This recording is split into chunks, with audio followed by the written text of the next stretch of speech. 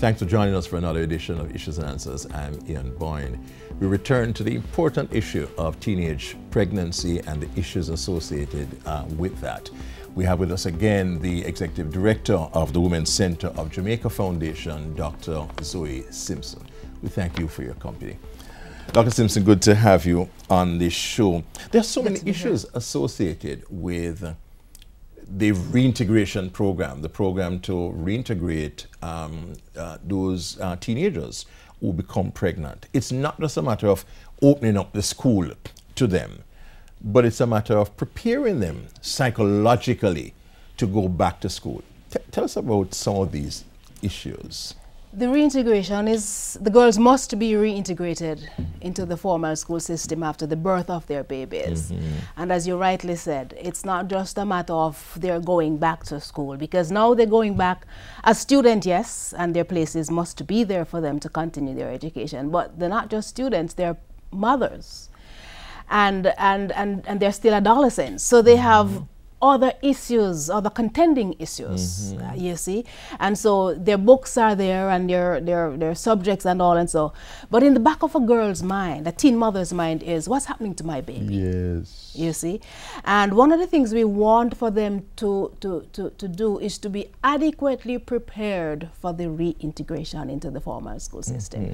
So the girls who come to the Women's Center, that last term, before she goes back, we walk them through a program that sufficiently prepares them to go back to school. How to take care of yourself as a mother, how to take care of the breast, you know, that is, you're still producing milk, even how to, that's your private business, how to express the milk even while you're at school in a private space, kind, if you can find one, mind you, and that kind of a thing. How to manage your time, how to manage your limited resources, how to keep focus, how to take care of the baby, how to know that I can entrust the care of my baby to somebody who is not going to be abusive, kind of a thing, and so on. How to study, my study patterns, my study habits, how to wake up at 4 o'clock and maybe prepare, do my porridge and pack my bag, my book bag and the baby's bag, and that kind of, how to juggle. Yes.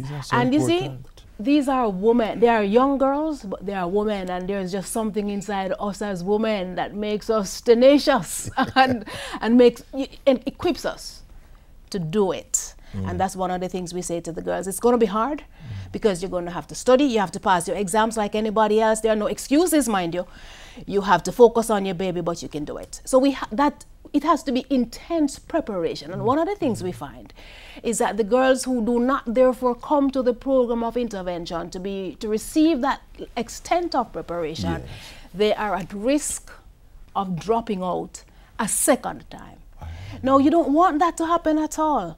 The aim is for the girl, the adolescent mother, yes, she has a child, but she can still go back to school and complete her secondary education and put on her gown and put over her, move over her tassel like anybody else and become anything she wants to be. But she must complete that secondary education. So yes, she's reintegrated. There are some impediments that we have to help her to prepare to face. Some hurdles that you're going to have to cross, my dear, but you can do it. Lots of other girls would have gone ahead of you. They would have done it. You can do it too. So we encourage the schools to be mindful of the fact that, yes, this young mother will have some issues that the other youngsters, the other girls may not have. And it's interesting. We commend those school principals and guidance counselors who understand that here is a girl coming back to school now. She has a lot of issues. So we know schools who facilitate. We are not saying encourage lateness, but they quite understand that yes, she may have to drop off her baby at the day nursery before she gets to school, or an assignment may be a little late because of issues. Maybe a baby was unwell. You know how babies are colicky and have their own medical issues and their own emotional issues and so on.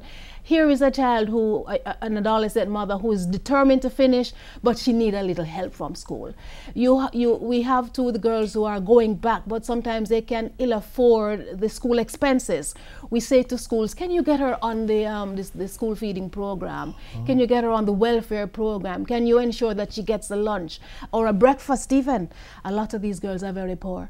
But one thing we recognize is that they are so determined to complete I have interviewed girls who, oh yes, I have interviewed girls who tell me, whatever it costs me, I'm going to do it to make sure I go back to school. Just help me to go back. We say also to the wider society, maybe you have a business, you can maybe employ a teen mother on the weekend. Give her a little Saturday job, a few hours even, so she can earn a little something to help her with her school expenses. The last thing you want is for a girl to want to go back, but she doesn't have the help. Yes.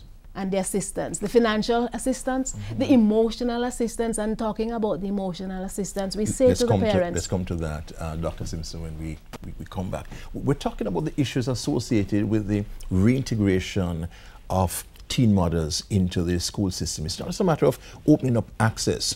It is a matter of providing a range of facilities as well as the psychological and emotional support. There are things you can do to help teenage mothers.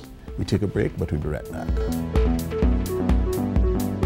Hello everyone, you're watching Issues and Answers with Ian Boyne, the program where you get all your information about current affairs and government programs and policies.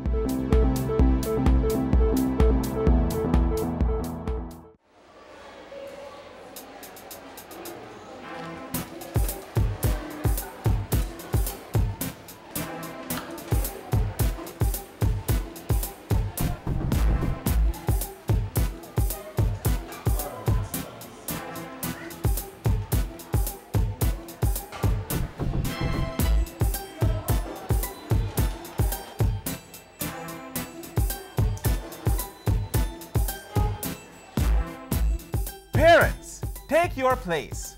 Talk to your child about sex.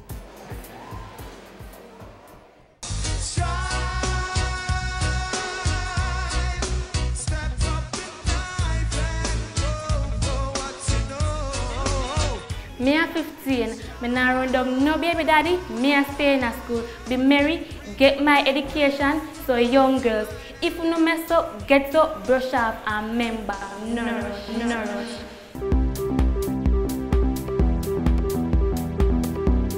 Welcome back. Women's Center of Jamaica Foundation Executive Director Dr. Zoe Simpson speaking to us about issues associated with teenage pregnancy. So yes, the emotional help, the emotional support that teenage mothers need must come from her parents. Yes. And you know, some of the girls complain that sometimes they come home from school. Yes, maybe there's a mother, and thankfully who will be at home, or an auntie or a neighbor who will keep the baby in the day.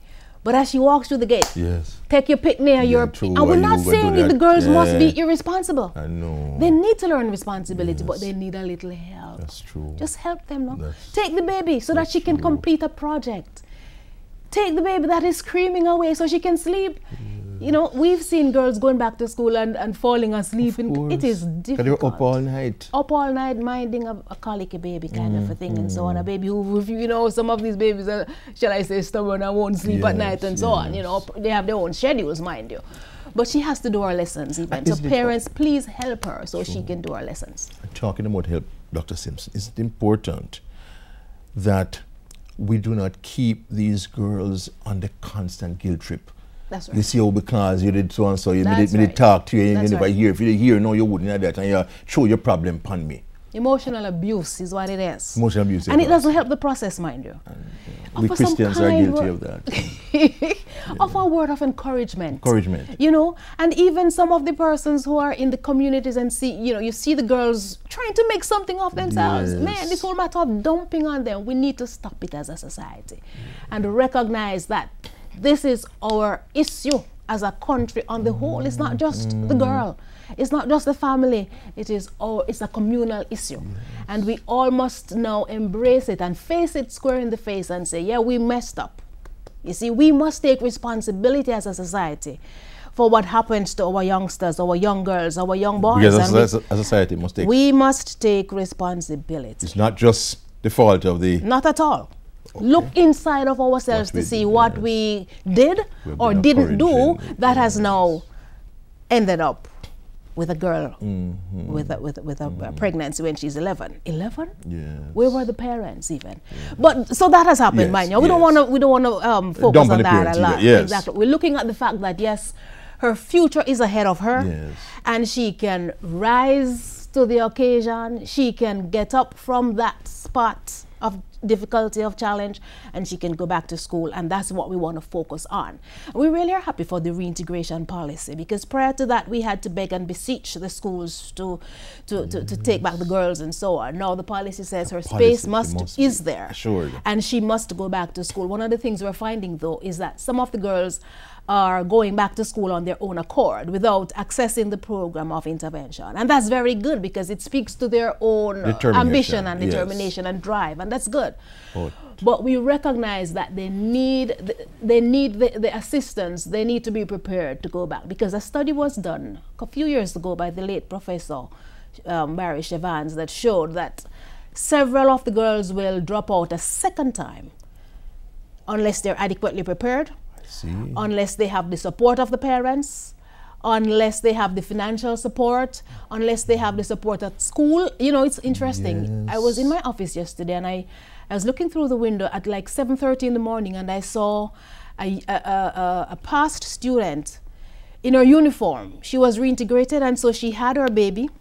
But beside her was another student from the same school in her uniform, but her friend had the baby bag and the book bag of this young mother, taking the child to the nursery, because some of them take their babies back to the nursery at the Women's Center, where we assist them so they can go to school. And I'm like, man, that is so good. Yes. I grabbed my camera and I said, this is a picture that I want to keep, because a peer was helping her peer to pick up the pieces and to get on with her life. And that's the kind of thing we want to encourage the wider society to do.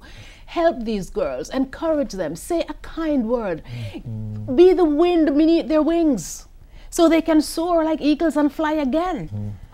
And if their wings have been nipped and so on, you must try to find a way to repair that broken wing so she can fly. And you have many examples of girls who have passed through the Women's Center. Numerous, who have done countless. Well. Any profession you can think of. I'll say it again, any profession. These girls have gone. And one of the things we say to the girls, one of the things we say is, if you're going to be, don't just be a dressmaker, be a fashion designer. Yes. You know, kind of thing. Be ambitious, soar, think widely and broadly, and see yourself. See the sign on your door that says whatever. You know, see yourself in your white uniform. See yourself in whatever profession, and become you, because you can do it.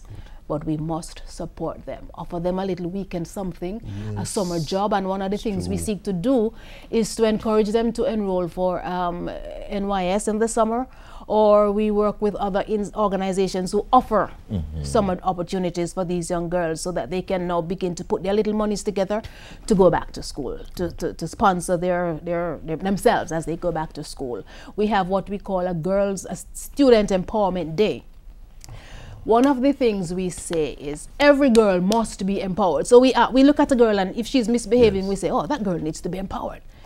Or we see another one, we say, is she empowered? She must be empowered to go on, to get out of Women's Center and to go back to school and to get on with We have to have a series. The effervescent and passionate Executive Director of the Women's Center of Jamaica Foundation, Dr. Zoe Simpson, telling us why we need to support our young people, our young women who become pregnant, why we need to give them another chance at success. We thank you for your company. Next week I'll be back. Until then, Ian Bourne wishing you a pleasant day.